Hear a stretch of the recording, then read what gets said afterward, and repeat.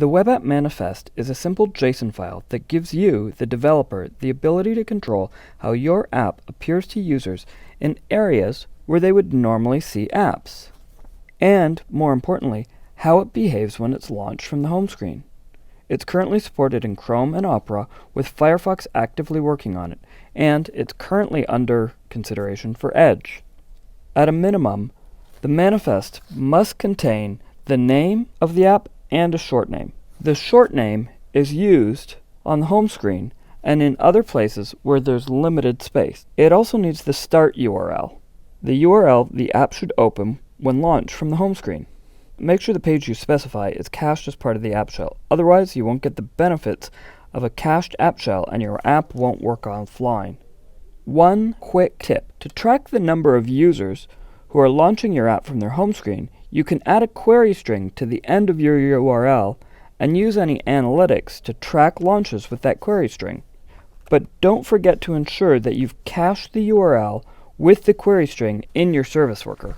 Finally, we need to provide a set of icons for things like the home screen icon and the tab switcher and the splash screen. The icons parameter takes an array of icons and must include the source, the size of the icon, and the type.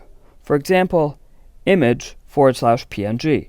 I recommend providing 8 icon sizes: 48 by 48, 96 by 96, 128 by 128, 144 by 144, 192 by 192, 256 by 256, 384 by 384, and finally 512 by 512.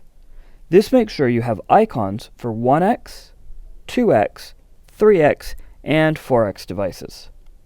Chrome uses the 48 device-independent pixel icons for the home screen icon and the tab switcher, and the 128 device pixel icons for the splash screen.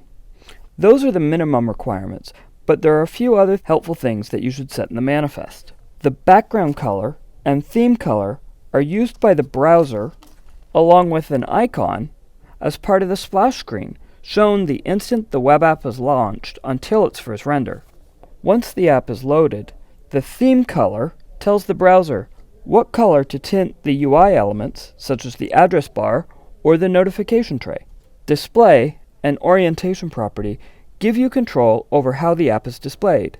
For example, you can hide the address bar and the back and forward buttons by setting Display Standalone, or if you're building a game that works better in landscape, you can force landscape view by specifying Orientation Landscape.